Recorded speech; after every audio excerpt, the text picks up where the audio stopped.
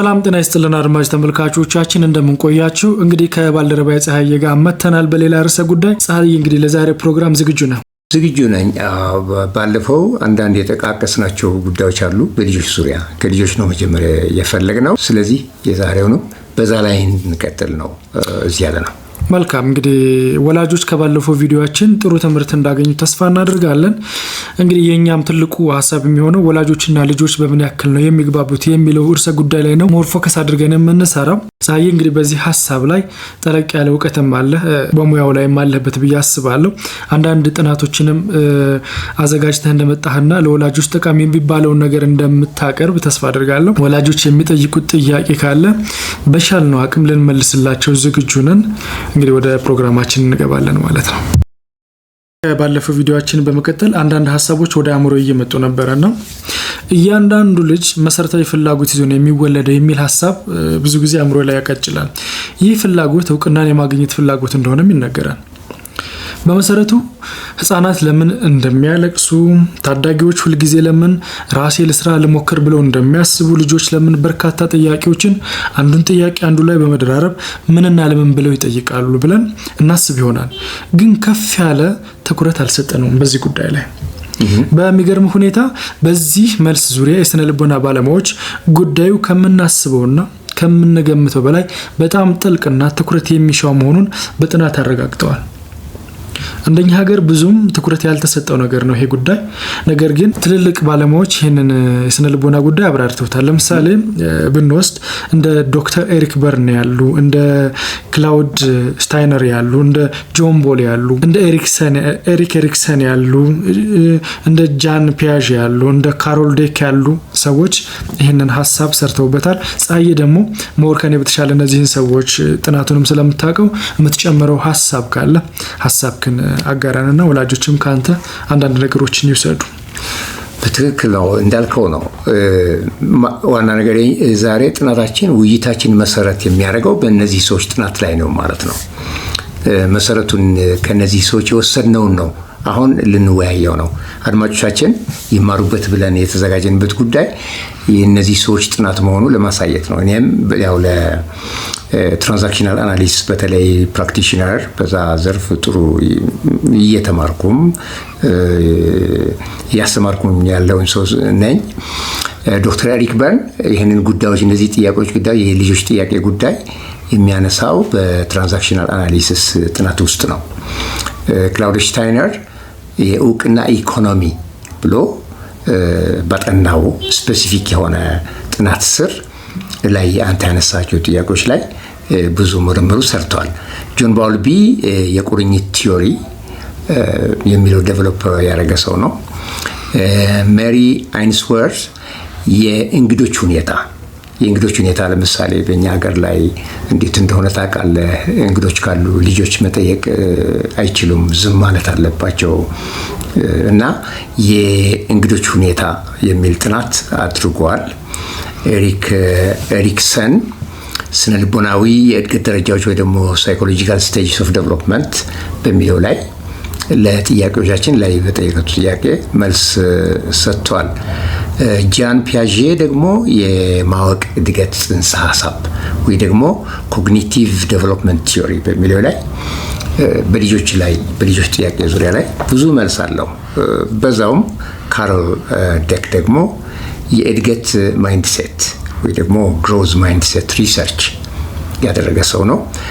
ስለዚህ የምናደርገው ውይይት ከነዚህ ሰዎች የወሰድነው መሆኑ ከወዲሁ አድማጮቻችን እንዲያውቁልን ያስፈልጋል። ያው ጥናት ላይ የተመሰረተ መሆኑን ማለት ነው። ኦኬ መልካም ፀሐዬ፣ በነገር ላይ ካነሳቸውን በተለያየ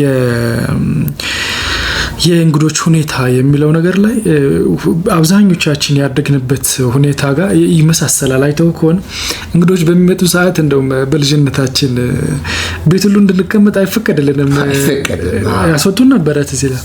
ወላጆች ተቀላቅለን እንድናወራ እንድናስብ ወይም ደግሞ ጥያቄ እንድንጠይቅ አይፈልጉም። እንደውም እንደ ባለጌነት ነበር የሚቆጠሩ። በትክክል አሁን የእንግዶች ሁኔታ የሚለው ሜሪ አይንስወርዝ ሲያጠና እኛ አገር ላይ አንዳንዴ እንደ ባህል ተሸክመን የቆየነው ነገር ጥናት አናደርግበትም። አንዳንዶች ጎጂ ናቸው፣ አንዳንዶች ጠቃሚ ናቸው እና በተለይ ልጆች ራሳቸውን እንዳይሆኑ ኮንፊደንስ እንዳይለማመዱ በቤታቸው ውስጥ እንግዳ ሲመጣ ባይተዋር የሚሆንበት ሁኔታ አለ ዝም እንዲሉ ውስጥ እንዲቀመጡ በኋላ እንዲበሉ የማድረግ ሁኔታ ያው በባህላችን ላይ ያለ ነገር ነው። ስለዚህ ጥያቄ መጠየቅ በነፃነት አይችሉም ማለት ነው። እነዚህ ጥናቶች ያው ከነዚህ ሰዎች የወሰድናቸውን ነው አሁን የምንወያይበት ማለት ነው። በአጠቃላይ የነዚህ ስነ ልቦና ጥናት ተመራማሪዎች ያጠኑት ጉዳይ በነርቭ ሳይንስ ጥናቶችም የተረጋገጠ ጉዳይ ነው። በጣም የሚገርም ሀሳብ ነው ያነሳው። በተለይ በተመራማሪዎች ጉዳይ ላይ ያነሳቸው በጣም ሳቅን የሚጭሩ የሚያስገርሙ እንደኛ ሀገር እንደ ባህል ተወስደው ወላጆች ጥሩ ነገር እንደሰሩ የሚያስቧቸው ናቸው። እንዳልከው በጣም ከገረመኝና ካነሳ ውስጥ ልጆች በሰዓት እንኳን መብላት አይችሉም። በዛ ላይ ከእንግዶች ተመልሶ የተረፈ ነገር ነበር ያው የሚቀርብልን ማለት ነው። አሁን ያው ነገር ያው ተሻሽለዋል። በዛ ደረጃ የለም ግን ደግሞ በዛ ደረጃ ነው ብለንም ማሰብ እንችላለን። ኢትዮጵያ ሰፊ ሀገር ናት። ስለዚህ ትልቅ ገጠሮች አሉ። አዲስ አበባን ብቻ ያየሰው ኢትዮጵያ እንደዛ ናት ብለን ማሰብ ይከብዳል። ስለዚህ ያ ባህል እንደቀጠለ ነው ብለን ማሰብ እንችላለን ማለት ነው። ምክንያቱም 17-18% ቢሆን ነው ከተማ ነዋሪው እንደምታውቀው። ስለዚህ በአብዛኛው ገጠር ይሄ ነገር የሚተገበር ነው። ጥሩ ነው። በተለይ በጥናት አስደግፎ እንደዛ አይነት ነገሮችን ማንሳት ጥሩ ነው። ነገር ግን አንድ እዚህ ጋር ያልገባኝ ነገር አለ። በነርቭ ሳይንስና በወላጆች አሳዳጊዎችና አስተማሪዎች መካከል ያለው ግንኙነት ምንድነው? እንደምታውቀው ያው እኔ የነርቭ ሐኪም አይደለሁም። አክቹአሊ የነርቭ ሐኪም አይደለሁም። ግን ካጠናሁትና ካነበብኩት ያው ማንኛውም ሰው የነርቭ ሐኪም ባልሆንም ለሳይኮሎጂ ቅርብ ከሆንኩኝ አንብቤ አንዳንድ ነገር ስለምረዳ ነው። በዚህ ረገድ አንዳንድ የነርቭ ሐኪሞች ካሉ ደግሞ ይጠቅማል የሚሉት አሁን ከምንነሳው አንፃር በኮመንትም ይሁን በሌላ ቀርበውም ወላጆችን ቢረዱ በጣም አሪፍ ይሆናል። ትልቅ እገዛ ይሆናል። ግን በነርቭ ሳይንስ የተደረጉ ምርምሮች እነዚህን ሐሳቦች ይደግፋሉ ማለት ነው። በማደግ ላይ ያለው የአንጎል ክፍል የሚገነባው በደግነት ምላሽ ሰጪ በሆኑ ግንኙነቶች ውስጥ ነው የሚል እምነት አለ። ወላጆች፣ አሳዳጊዎችና አስተማሪዎች ከልጆች ጋር የሚፈጥሩት የአይን ንክኪ ወላጆች፣ አሳዳጊዎችና አስተማሪዎች ከነርቭ ሳይንስ ጋር እንዴት ተገናኘ የሚለውን ለማሳየት ነው። የአይን ንክኪ ስል አይን ለአይን እየተያየ ማውራት በእኛ አገር በጣም የተለመደ አይደለም። ለምንድን ነው? አይንህን ዝቅ አድርገህ ሸብረክ ብለህ ማየት ነው ያለብህ። ያ ሁሉ ይሄ የእንግዶች ሁኔታ ካልነው ጋራ በጫና ስለምናድግ ነው እንጂ ሰውን አይኑን ውስጡን እያየ ስታወራውና ዝም ብለህ መሬት እያየ ስታይ የተለያየ ስሜት አለው። ልጅ በተለይ አይኑን እያየ ስታወራ በጣም ደስ ይላል። አንተ ውስጥ ፍቅር፣ ደስታ፣ ፍላጎት ሁሉ ነገር ማንበብ ይችላል ማለት ነው። ስለዚህ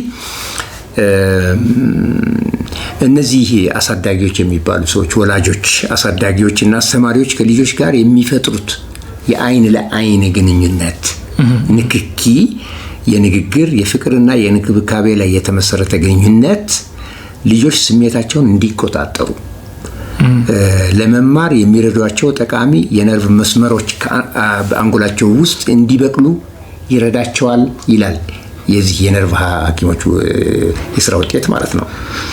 ስለዚህ ይሄን ማንም የነርቭ ሐኪም ያልሆነ ሰው አንብቦ ስለሚረዳ ነው እንጂ እኔ የነርቭ ሐኪም አይደለሁም። ግን ያው የነርቭ ሐኪሞች ደግሞ በዚህ ላይ ቢረዱ መልካም። እንዳልከው በዚህ ጽንሰ ሐሳብ ላይ ጥናት ያደረጉ ሰዎች ወይም ደግሞ ሐኪሞችም ሊሆኑ ይችላሉ በአንተ ሐሳብ ላይ ግልጽ የሆነ ሰፋ ያለ ማብራሪያት የሚፈልጉ ከሆነና ወላጆች ግንዛቤ እንዲያገኙ መጨመር የሚፈልጉ ሆነ ሲፈልጉ በስልክ ማግኘት ይችላሉ። ወይም ደግሞ ፕሮግራማችን ተጋብዘው የተወሰነ ደቂቃ ወስደው ለወላጆች ማስተማር ይችላሉ። ስለዚህ ጥሩ ሐሳብ ነው። በጣም ሊደገፍ የሚገባው ሐሳብ። በተለይ እነዚህ ወላጆች፣ አሳዳጊዎችና አስተማሪዎች ጋር ያለው ግንኙነት እጅግ ሊበረታ የሚገባው ጥሩ ነገር ነው ያነሳው። ጥሩ ምሳሌም ነው ብዬ አስባለሁ። ይሄ ጥሩ ነገር ነው። ይሄ በጣም አስፈላጊ ጉዳይ ነው። በጣም አንጎላችን ውስጥ ጠቃሚ የነርቭ መስመሮች እንዲበቅሉ የሚደረገው ልጆች አሁን በተለይ ከኛ ጋር በሚፈጥሩት በጣም ሰላማዊ በሆነ ግንኙነት ነው። ፍቃድ ሲያገኙ ነው። ለመጠየቅ ፍቃድ ሲያገኙ፣ ለመኖር ፍቃድ ሲያገኙ፣ አስፈላጊ ሰዎች መሆናቸውን ስንነግራቸው ለዚህ ጉዳይ ነው። ይህ ደግሞ ከነርቭ ስርዓት ጋር የሚገናኝ ጉዳይ ስለሆነ እንዳልከውም ወላጆች ለልጆቻቸው ፍቃድ ሰጡ ማለት እውቅና እንደሰጡ ነው የሚቆጠረው። እውቅና እንደሰጡ ነው የሚቆጠረው። ይህ እውቅና ደግሞ የእውቅና የማግኘት ፍላጎት ሂደት ከመወለዳችን በፊት ገና ሆድ ውስጥ ሆነን ጀምሮ የሚጀምርና በህይወት ዘመናችን ሁሉ የሚቀጥል ፍላጎት ነው። አንድ የ90 ዓመት ሰው እውቅና ይፈልጋል። የትኛውም እድሜ ክልል ውስጥ ያለ ሰው ሆድ ውስጥ ያለው ሰው እውቅና ይፈልጋል። ነገሩ ላይ እስቲ ወደፊት እንመጣበታለን። በዚህ አሁን ሆድ ውስጥ ያለው ሰው እንዴት ነው የሚለውን እንመጣበታለን። ግን በግርድፉ አሁን ይሄ ፍላጎት ይሄ የእውቅና ፍላጎት በጣም ባይዞይ የትራንዛክሽናል አናሊሲስ ባለሙያዎች እውቅናን ጥማት ይሉታል። ስትሮክ ሃንገር፣ ስትሮክ ሬኮግኒሽን ሃንገር ይሉታል። ጥማት ነው። ማንም ሰው የሚፈልገው ነገር ነው። ከመወለዱ በፊት ጀምሮ ከኛ ጋር ያለ መሰረታዊ የሆነ ፍላጎት ነው። የጤነኝነት ምልክት ነው ብዬ አስባለሁ። ኦፍ ኮርስ ይሄም በጣም የጤነኝነት ጤና ነው አልኩኝ እኮ የነርቭ ስርዓትን የሚያስተካክል አስፈላጊ ጉዳይ ነው። በጣም እውቅና በነገር ላይ በሰዎች ልጆች ላይ እንደውም ተስፋ ሁሉ ይቀጥላል። ግን እንደኛ ሀገር ተመልክተው ከሆነ በወላጅ ውስጥ ካሉት ትልቅ የተሳሳቱ አመለካከቶች አንዱ እውቅና መስጠት ማለት ልጅን ማበላሸት ነው ተብሎ ማመን ነው። አብዛኛውን ጊዜ አይተህ ከሆነ እውቅና መስጠት እንደኛ ሀገር ልጅን ማበላሸት ነው ተብሎ ይታሰባል። አሁን በደንብ እየመጣ ነው እየገባ በተለይ ብዙ ጊዜ አይተህ ከሆነ እንደኛ ሀገር ግንዛቤ ለልጆች እውቅና መስጠት ልጅን ማበላሸት ነው ተብሎ ይታሰባል። በጣም ይሄ በጣም ክሪቲካል ፖይንት ነው። አሁን ልጁን የሚንከባከብ ሰው ለልጁ ነፃነት የሚሰጥ ወላጅ በጣም ነው የሚቸገረው። ልጅ አታበላሽ ነው የሚባለው። ልጅ አታበላሽ ይባላል እና እውቅና መስጠት ማለት ልጆች የፈለጉትን ነገር ሁሉ መስጠት ማለት አይደለም። አልገባኝም። ለምሳሌ እኮ ላንሳለ አባባሌ ምንድነው? ሁሉ መስጠት ማለት አይደለም። ምን ማለት ነው? ገደብ አለው። ሁሉ ነገር እኮ ስርዓት አለ። ግን እውቅና ሊከለከለው አይገባም ማለት ነው። መሰረታዊ እውቅና ፍላጎቶችን መከልከል የለባቸውን ማለት ነው። እዚህ ጋር ግን የኔ ሀሳብ አሁን ካንተ በተወሰነ መንገድ ይለያል። ለምን ካልከኝ ባህል የሚባል ነገር አለ፣ ሃይማኖት የሚባል ነገር አለ፣ አስተዳደግ የሚባል ነገር አለ። እነዚህን ነገሮች ከግምት ውስጥ ካስገባን እውቅና ልጅን ማበላሸት ነው የሚለው ነገር ወደ ልክነት አይመጣም ብለህ ታስባለህ? ምክንያቱም ከሃይማኖት አንፃር ከወሰድከው እንደዚህ ብለህ መዘረዝራቸው ነገሮች አሉ። ከባህል ከወሰድከው እንደዚህ ብለህ መዘረዝራቸው ነገሮች አሉ። እነዚህ ነገሮች እውቅናን መስጠት ለልጆች ሊያበላሽ ይችላል ብለህ አታስብም ወይ ነው አይደለ? እኔ አላስብም። ለምን ባህል ባይዘው በሆነ አጋጣሚ የተፈጠረ ነገር ነው። እምነትም ደግሞ ባልሆነ መንገድ ካልኖር ነው በስተቀር ይሄን አይከለክልም። እውቅና የሰው ልጅ መሰረታዊ ፍላጎት ነው ብለናል ቅድም። የሰው ልጅ መሰረታዊ ፍላጎት ነው። እድገታቸውን የሚወስን ጉዳይ ነው። ለልጆች እድገታቸውን የሚወስን ጉዳይ ነው። ስለዚህ ልጆች ፍላጎት አላቸው፣ የመጠየቅ ፍላጎት አላቸው፣ ነፃ የመሆን ፍላጎት አላቸው፣ ራሳቸውን እንደፈለጉ የመግለጽ ፍላጎት አላቸው። ስለዚህ መብቱም አላቸው እና ይሄ ባህል እንዳለ እንደወረደ አትቃወመውም። ግን ባህል ትራንስፎርም መሆን አለበት። ካልቸራል ትራንስፎርሜሽን ያስፈልጋል። አንዳንዴ ባህል ሁሌ ትክክል ነው ማለት አይደለም።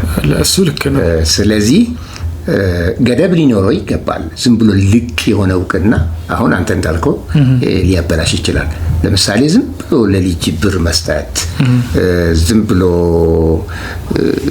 እንደነፃ መልቀቅ አይደለም እኮ። ኮንትራክት ታደርጋለህ ከልጆች ጋራ፣ የምትስማማው ነገር አለ፣ ከልጆቹ ጋራ የምትወያየው ነገር አለ። በግልጽ አይን ለአይን እየተያየ ፍቃድህ እስከዚህ ነው የሚፈቀድልህ፣ ይህን መጠየቅ ትችላለህ፣ ይህን ለማድረግ ነፃ ነህ፣ ይሄ ደግሞ እንደዚህ ነው ብለህ እያስረዳህ እየተግባባህ መሄድ ይቻላል ከልጆች ጋር። ባይ ዘ ዌይ እውቅና መስጠት ማለት የሚከተሉትን መልእክቶች ለልጆች መስጠት ማለት ነው። ምክንያቱም ልጆች ጥያቄ ይጠይቃሉ ብለናል። የልጆች ጥያቄ ከኩሪዮሲቲ በላይ ነው። ከኩሪዮሲቲ በላይ ነው። ሲጠይቁ እፈልጋለሁ ወይ፣ እዚህ ቤት እውቅና አለኝ ወይ፣ እፈልጋለሁ ወይ የሚል ጥያቄ አብረውም ይጠይቃሉ። ስለዚህ ተቀብያለሁ የሚል መልስ ነው የምናስተላልፍላቸው።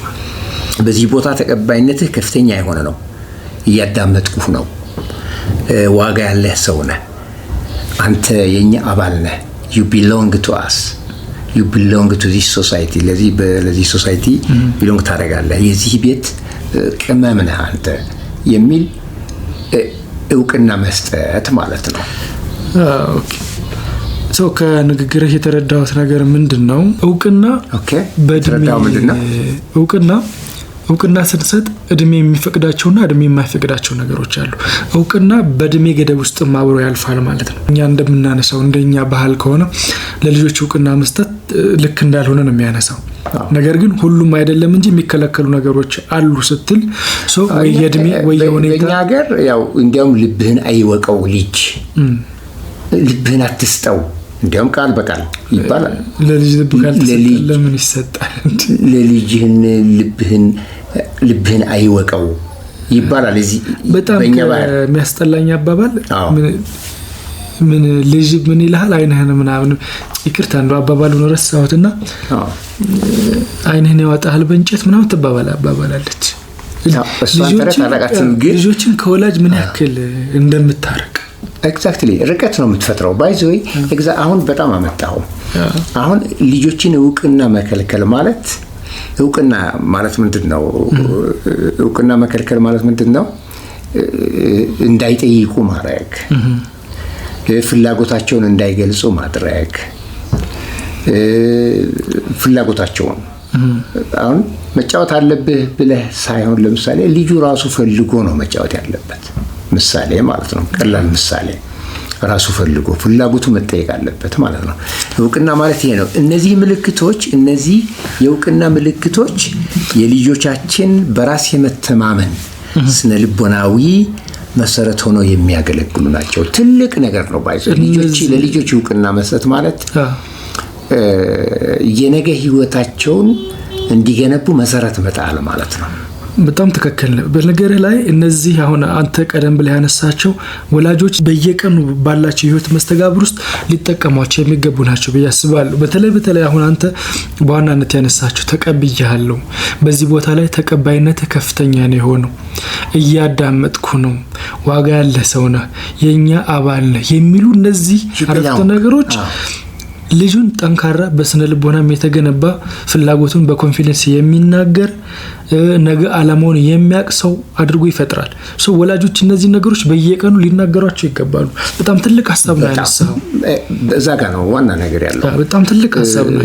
እንደምወደው ያውቃል ልጅ የሚል ነገር አለኝ ሀገር።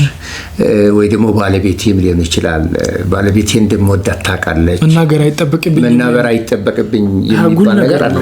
ይሄ አጉል ነገር ነው። መናገር አለብን። እንደምትወደው ለአንድ ሰው ታንኪዩ ልትለው ይገባል፣ ለምሳሌ ማለት ነው። እና ይሄ አይነት እውቅና ለልጆች መስጠት በአንጻሩ ዝም በል ጸጥ በል ብዙ አትጠይቅ ካልከው እውቅና እየነፈከው ነው ማለት ነው። ልጁ በሳብኮንሺየስ ማይንዱ ምን እያሰበ ነው? ተፈላጊ አይደለሁም እዚህ ቤት በቃ ተወዳጅ አይደለሁም፣ አስፈላጊ ሰው አይደለሁም የሚለው በራሳቸው ላይ እምነት የሚያወርድ ዘር በጭንቅላታቸው ይበቅላል። ይሄ ደግሞ አሁን እነዚህ ሰዎች ምን ይሆናሉ? ራሳቸውን ወደ መጥላት ይመጣሉ። አደገኛ ወደ መሆን ይመጣሉ። ራስን ወደ ማጥፋት ይመጣሉ። አእምሯቸው ፖዚቲቭ ነገርን ከሚያስብ ኔጌቲቭ ነገሮች ላይ ይጠመዳሉ። ኔጋቲቭ ይሆናሉ። ክፉ ይሆናሉ። በጣም ክፉ ይሆናሉ። ሪቬንጅ አታክ ማድረግ ነው የሚፈልጉት። አታክ ወደ ማድረግ ነው የሚሄዱት። ስለዚህ እውቅና ለልጆች መስጠት ማለት እጅግ አስፈላጊ የሆነ ጉዳይ ነው።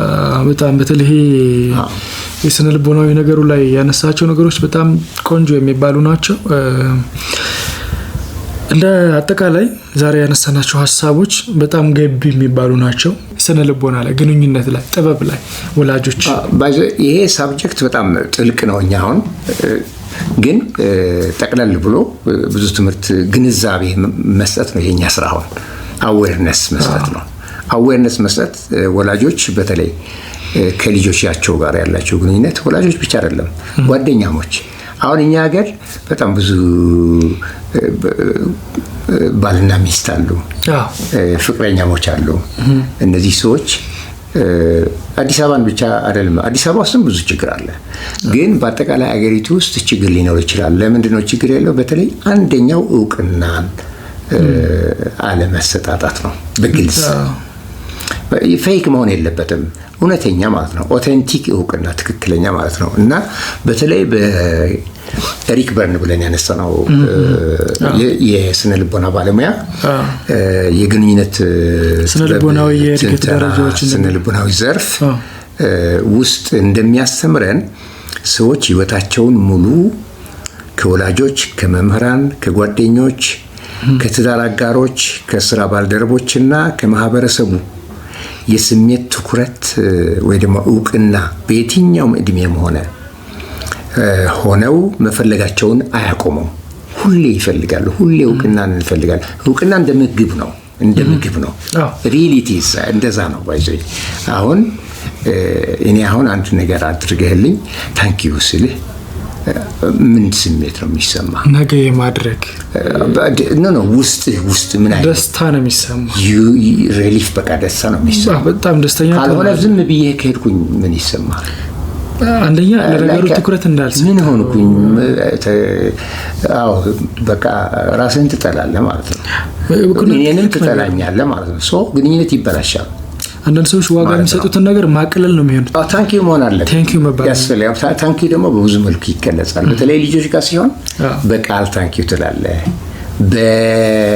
በፊት መገለጫ ትላለህ፣ በአይንህ ትላለህ፣ በኒኪኪ ትላለህ። በተለያየ መንገድ እነዛ ልጆች ከፍ ብለው ያሉ መሆናቸው እንዲሰማቸው ልናደርጋቸው ይገባል ማለት ነው። ትልቅ ሰውም እንደዛ ነው። ደስ ካለኝ ሀሳብ ውስጥ የግንኙነት ጥበብ፣ ትንተና፣ ስሜታዊ ስነ ልቦናዊ ዘርፍ ብለህ ያነሳው ሰዎች ህይወታቸውን ሙሉ ከወላጆች፣ ከመምህራን፣ ከጓደኞች፣ ከትዳር አጋሮች፣ ከስራ ባልደረቦች፣ ከማህበረሰብ እና መሰል እያልክ የጠቀስካቸው እውቅናን የመሻት የእድሜ ገደብ እንደሌለው አንስተናል። ለምሳሌ ከወላጆች ስንል ምን ማለት ፈልገን ነው? ለምሳሌ ወላጆች ለማን? ለልጆቻቸው። እስኪ ይሄ በጣም አስፈላጊ ፖይንት ነው። ባይዘ አሁን ወላጆች በተመሳሳይ እጅግ ከፍተኛ የሆነ የእውቅና ጥማት አላቸው። ወላጆች ከልጆቻቸው እውቅና ማግኘት ይፈልጋሉ። በተለይ በአሁኑ ሰዓት ብዙ ወላጅ የሚሰቃይበት ጉዳይ ነው። አሁን በቴክኖሎጂ ዓለም ነው የምንገኘው። ልጆች ሞባይላቸውን ይዘው ቤታቸው ውስጥ ቁጭ ማለት ነው የሚፈልጉት። ስለዚህ ወላጆች ምናልባት ሌላ ቀን በዚህ ጉዳይ ላይ በጣም እንሰራበታለን። ልጅ ያልወደደኝም የሚል ሀሳብ እየመጣባቸው ነው። ብዙም ደንታ የለውም እኛ ላይ የሚል ስሜት እየመጣባቸው ነው። በሞባይላቸው ላይ አዲክትድ ስለሆኑ አሁን ወላጆች እኔ ብዙ ወላጆች ጋር ስለሰማሁ ማለት ነው በቃ እኛ ጋር ብዙ መነጋገር አይፈልግም፣ እኛ ጋር ወክ ማድረግ አይፈልግም። ከተወሰነ እድሜ በኋላ እንዲሆነብናል ይላሉ። እውቅና አልሰጠንም ነው በሌላ አነጋገር። ወላጅ ደግሞ እውቅና አልተሰጠውም ብሎ ካሰበ ፔይኑን አስበው። ኢዝ ቬሪ ፔይንፉል። በጣም ነው ፔይንፉል ነው። ወላጆችም ከልጆች ይፈልጋሉ። ወላጅም ይፈልጋል። ማንኛውም ሰው እውቅናን ይፈልጋል። ማንኛውም ሰው እውቅናን ይፈልጋል። ከመምህራን ስንልስ ከመምህራን ደግሞ እሱ ደግሞ በጣም ትልቅ ቦታ ያው ነው። በነገር ላይ እውቅና የተነፈገ እውቅና በመስጠት ላይ ለምሳሌ በእኛ አገር ለአንዳንድ ልጆች በጣም አውትሻይን የማድረግ ነገር አለ። በጣም ጎበዝ፣ አንተ ጎበዝ ነው አጨብጭቡለት ትላለህ፣ ሌላ እዛ የማይጨበጨብለት አለ። ይሄ ትልቅ የደረጃ ክፍተት የሚያመጣ ነገር ነው። እዛ የማይጨበጨብለት እውቅና የማያገኘው ልጅ ስነ ልቦናው በጣም ነው የሚጎዳው። ይሄ መታወቅ አለበት። አብዛኛው መምህራኖች ስለ ስነ ልቦና ግንዛቤ ያላቸው አይመስለኝም። ትልቁ ክፍተት እሱ ይመስለኛል። አዎ ትልቁ ክፍተት አዎ አያውቁም ማለት በባህል አንፃር ነው። አሁን ያደግንበት ጉዳይ እኮ ነው። አሁን በባህላችን ጎበዝ ለመሰለን ልጅ ጎበዝ ማለት ለዛኛው ደግሞ አንተ ሰነፍ ነው የሚባለው። መቼም አትቀየርም፣ እንደዚህ አይነት መቼም አትቀየርም፣ አንተ ዲስሪስፔክት ማድረግ አለ። ያ ነገር ትልቅ ጉዳት ያስከትልበታል ለዛ ሰው በተማሪው ላይ። አንድን ሰው እኮ ትገስጸዋለህ፣ ግን በእውነተኛ መንገድ መገሰጽ አለ። ደግሞ የሆነ አእምሮን በማይነካ መልኩ መገሰጽ ይቻላል።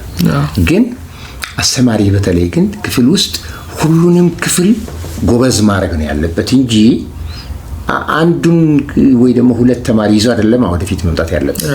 ሁሉንም እንዴት አድርጌ ነው ከፍ ማድረግ ያለብኝ? በተለይ እኮ ትምህርት የመጨረሻ ነገር አይደለም እኮ። ሰው በትምህርት ብቻ አይደለም ህይወቱን የሚያገኘው።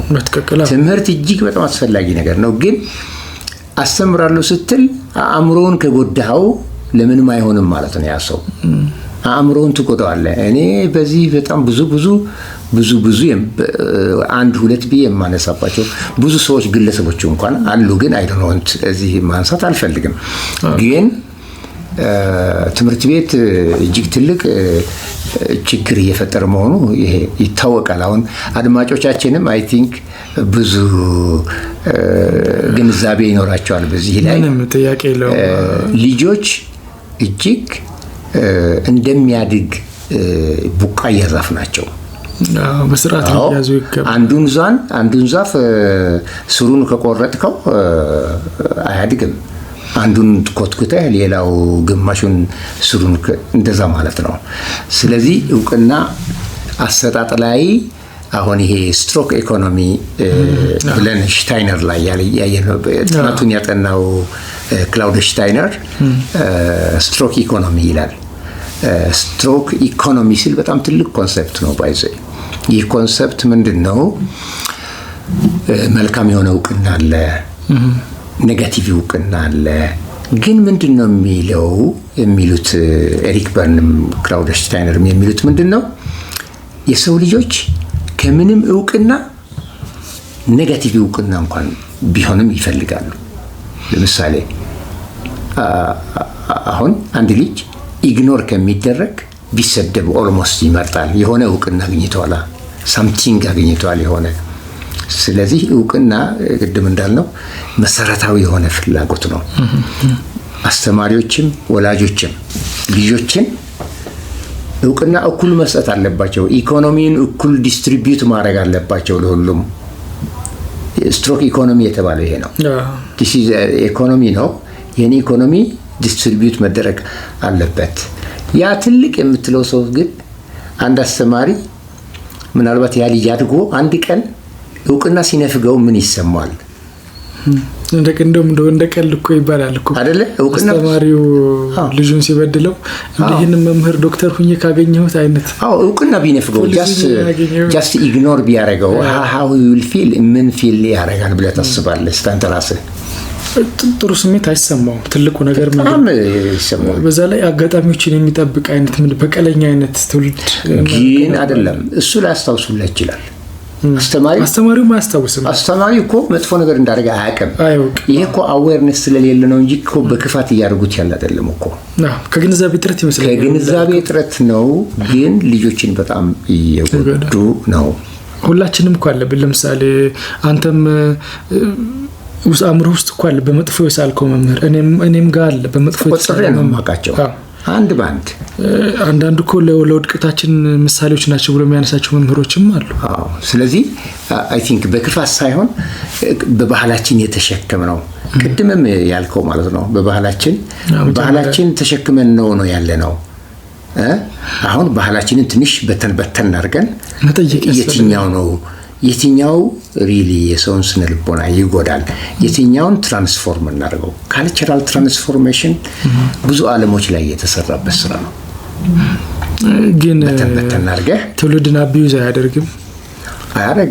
ምንም አቢዩዝ አያደርግም እኮ። ባህል እኮ አንድ ወቅት ላይ የተፈጠረ ነው። በማህበረሰቡ ስምምነት የተፈጠረ ነገር ነው። የዛሬ ትውልድ ደግሞ ያው ዲጂታል ትውልድ ነው። አሁን እኛ ኢትዮጵያውያን ብቻ አይደለንም። አሁን እኛ የዓለም ህዝብ ነን። ብዙ ነገር እንጋራለን አይደለም እንዴ? ስለዚህ ዝም ብሎ ጎርፉ እንዳይወስደን መጠንቀቅ አለብን። እውቅና አሰጣጥ ላይ ብዙ ነገሮችን አንስተናል። ከልጆች ህፃናት ለምን እንደሚያለቅሱ፣ ታዳጊዎች ሁልጊዜ ለምን ራሴ ለስራ እንደሚሉ፣ ወላጆች እውቅና ለልጆች እንዴት መስጠት አለባቸው የሚሉ ጉዳዮች ጠቅለል አድርገን አንስተናል። በነገር ላይ እውቅና አሰጣጥ ለልጆች ብቻ ሳይሆን በትዳር አጋሮች ላይ፣ የስራ ባልደረቦች ላይ፣ በማህበረሰብ እነዚህን ጉዳዮች ራሱ አንስተን በማስረጃ ልናወራባቸው የሚገባቸው ጉዳዮች ናቸው። በተለይ የትዳር አጋሮች እውቅና አለመሰጣጣታቸው አልገባንም እንጂ ለምሳሌ እንደ ዋናነት ብናነሳ የትዳር መፍረስ ትልቁ መንስኤ እውቅና መስጠት ነው። እውቅና መስጠት ስንል በብዙ ነገር አለመግባባት፣ ፋይናንሻል ሊሆን ይችላል፣ ሴክሹዋል ሊሆን ይችላል። እነዚህ ነገሮች ጠቅለል አድርጎ ያዝ ነው። አሁን መጨረሻ ያነሳው ነጥብ በጣም እኔ ካነበብኩት አንዳንድ ጥናቶች ማለት ነው ኢትዮጵያ ውስጥ በአሁኑ ሰዓት ዳይቮርስ ሬት 44% ነው አይደለ? በጥናት የተረጋገጠ 44% ነው። ስለዚህ የዚህ ዳይቮርስ ሬት የእውቅና አለመሰጣጣት ብቻ ሳይሆን ብዙ ሌላ ምክንያቶች ሊኖሩ ይችላሉ። ግን ይሄ በጣም ትልቅ ቦታ ነው የሚይዘው። አሁን በአውሮፓውያን ዘንድ ይሄ ርዕስ ትልቅ ትኩረት የሚሰጠው ነው። እውቅና መሰጣጣት ባይዘይ ከኮንትራክቹዋል አግሪመንት ጋር ይሄዳል፣ ባውንደሪ ሴቲንግ ጋር ይሄዳል። ብዙ አብሮት ያሉ ልናሟላቸው የሚገባ ሳይኮሎጂካል ኤሌመንትስ አሉ። ግን በጣም አስፈላጊ ቀመር ነው። በቀጣይ ጊዜያቶች እየተማማርን እንሄዳለን። በቀጣይ ፕሮግራማችን ብዙ ነገሮችን እንማራለን አብረን። መልካም። ለዛሬ እንግዲህ እዚህ ጋር የሚበቃን ይመስለኛል። ቪዲዮንም እንዳናረዝመው እንዳይረዝምባቸው አድማጮቻችን። ያው ግን እንግዲህ ትምህርታዊ ስለሆነ ወላጆች ልጆቻቸው ላይ መስራት ስላለባቸው እኛም ሳናስበው ነው ይሄ ሁላ ሄድን። መልካም ነው የሚመስለኝ። ምክንያቱም ጥሩ ነገር ነው፣ ገንቢ ነገር ነው። ወላጆች የማያውቁትን ነገር እንዲያውቁት ምክር መስጠት ስለሆነ እንግዲህ የዛሬ ፕሮግራማችን እዚህ ጋር ያበቃል። በቀጣይ ሳምንት እስከምንገናኝ ድረስ ቸር ቆዩ እያልን ለወላጆችም እንግዲህ ልጆቻቸውን የሚንከባከቡበት እንግዲህ የትምህርት የምዝገባ ሰዓትም ደርሷል መሰለኝ። የትምህርት ማቴሪያል የሚሟላበት፣ ፍላጎቶች የሚዘጋጁበት፣ ትምህርት ቤቶች ተማሪዎችን የሚመዘግቡበት ስለሆነ አንዳንድ ጥያቄ የሚፈልጉት ካለ አንተም እኔም መልሶችን እንመልሳለን። እንግዲህ ፕሮግራማችን በዚህ ያበቃል። በቀጣይ ሳምንት እስከምንገናኝ ድረስ ቸር ቆዩ እያለን እዚህ ጋር እንጨርሳለን። እናመሰግናለን።